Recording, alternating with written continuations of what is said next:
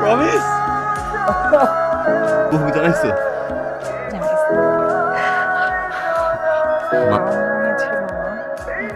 তুমি কালকে শুক্রবার শুধু একসাথে যাবো আমার বাইরে দিয়ে সালাম দিব সালাম অনেক এত নড়াচড়া করতে হয় না আমি আমি যে বুঝতেছি তো thank you thank you thank you thank you thank you কাজ করা যাবে মা তুই হঠাৎ করে এসে বললি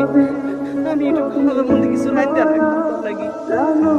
দেখছিলাম না ওর শরীর ভালো একটু খারাপ হইলো আমি অনেক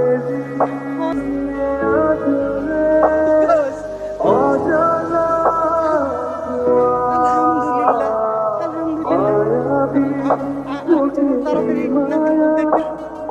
খুশি হয়েছি